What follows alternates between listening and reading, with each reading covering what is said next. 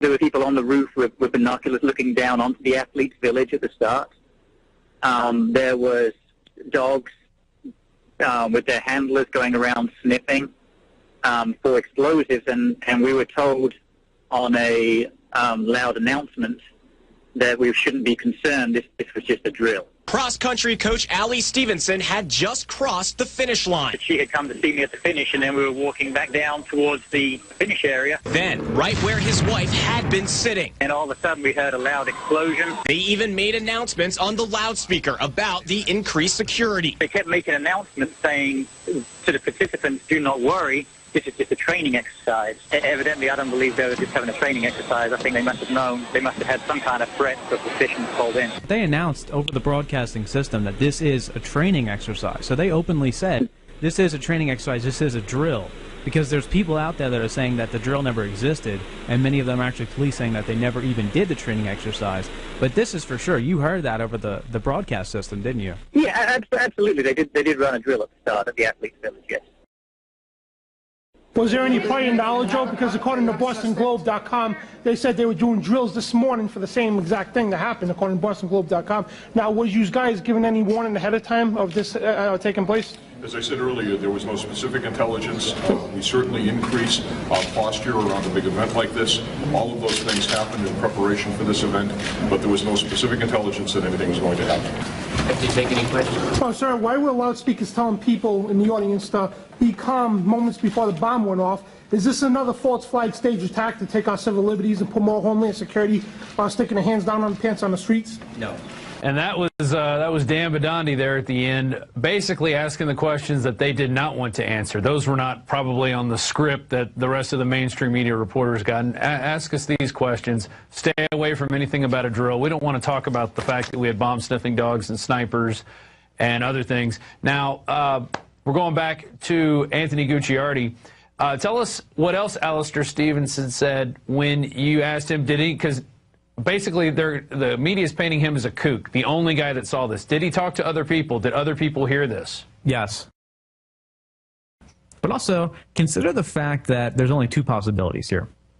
Number one, Alistair and other runners are completely fabricating this, and they're all crazy, right? Even though he's a well-respected coach that's been to hundreds of marathons and has never said anything like this before and isn't trying to stir up any controversy. He's not a conspiracy theorist, as you might say. He's a perfectly normal guy, and I spoke to him on the phone personally, so I would know that. Number two, the other option is that the police commissioner is not telling the truth about the intelligence, or that, for whatever reason, the government is lying.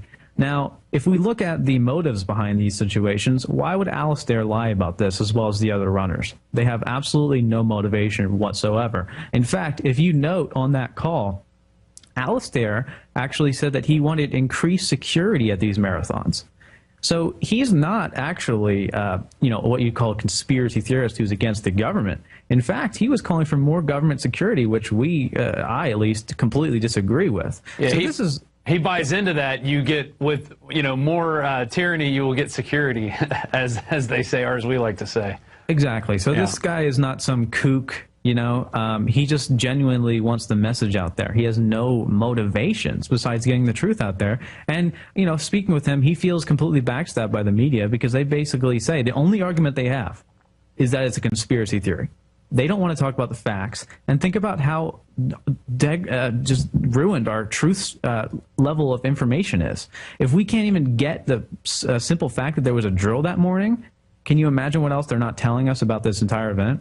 Exactly. And it's going to come out eventually. Somebody's going to look on their phone. I believe that those military-looking people were part of a private security firm called Kraft.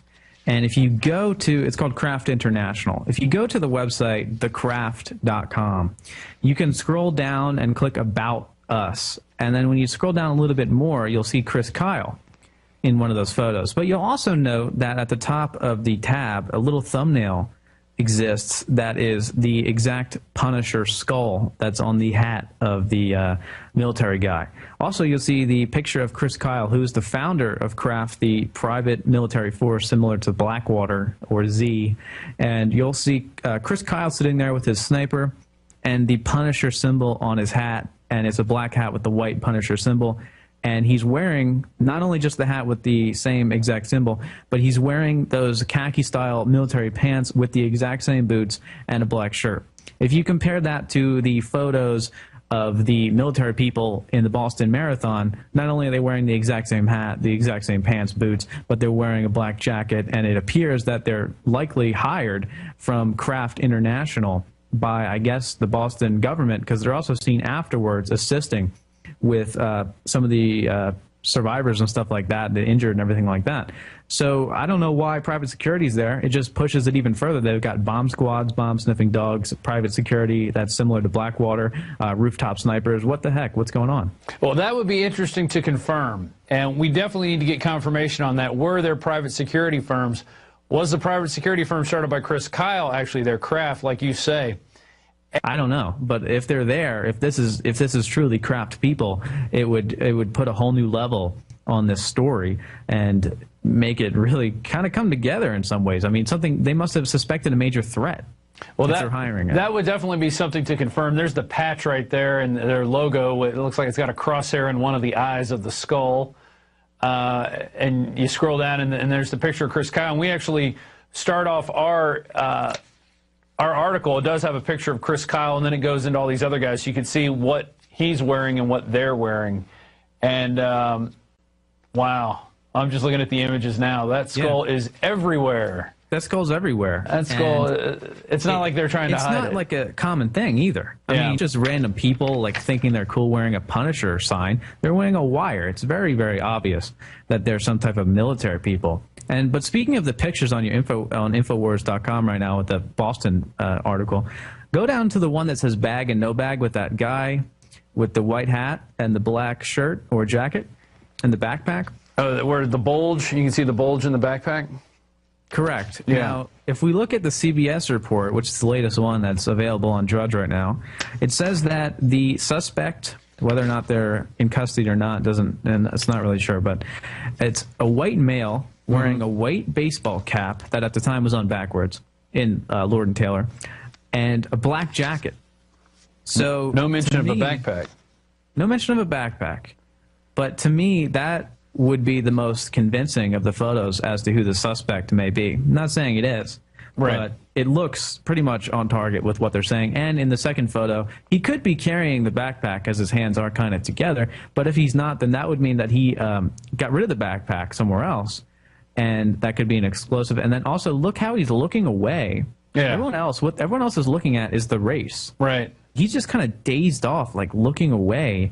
If you scroll down even further, you go to this guy that to me looks like, if anyone would be a patsy, this is casting 101 of a patsy. He's got a kind of a beard, doesn't really look interested in what's going on, kind of hunched over. Looks like he's wearing a bathrobe, but I think it's just like an older kind of fleece jacket. I mean, these images, these have been around since last night. And actually, what's funny is me and Mike Adams were talking about this at about 9 a.m. today. And I sent him this picture with the bearded guy. Not that exact one, but the one with the straps, the gray straps. And I said, well, look at that, you know. And we don't know this for sure. These are just the photos that were posted on 4chan.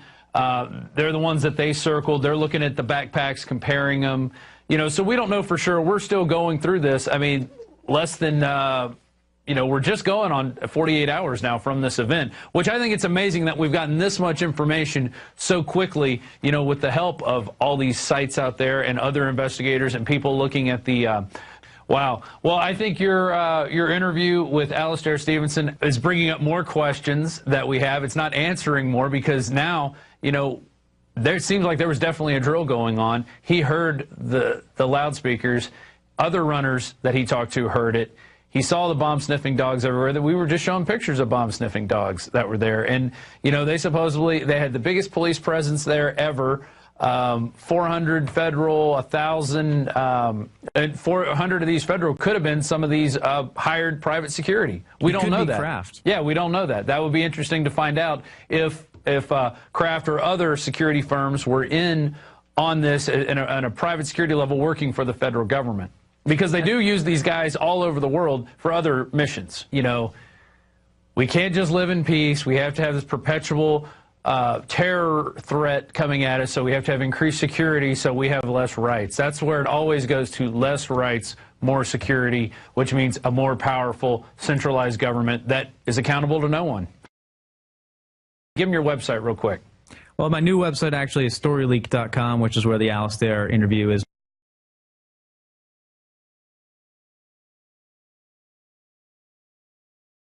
Cross-country coach Allie Stevenson had just crossed the finish line. She had come to see me at the finish, and then we were walking back down towards the finish area. Then, right where his wife had been sitting. And all of a sudden, we heard a loud explosion. They even made announcements on the loudspeaker about the increased security. They kept making announcements saying to the participants. Police saying that they never even did the training exercise. But this is for sure. You heard that over the broadcast system, didn't you? Yeah, absolutely. They did run a drill at the start of the athletes' village, yes.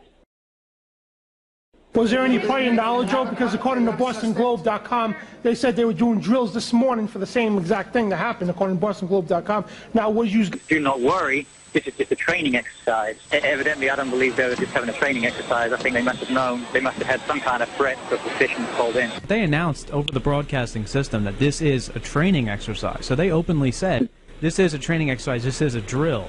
Because there's people out there that are saying that the drill never existed, and many of them are actually... Guys, given any warning ahead of time of this taking place? As I said earlier, there was no specific intelligence. We certainly increase our posture around a big event like this. All of those things happened in preparation for this event, but there was no specific intelligence that anything was going to happen. Did you take any questions? Oh, sir, why were loudspeakers telling people in the audience? There were people on the roof with binoculars looking down onto the athletes' village at the start.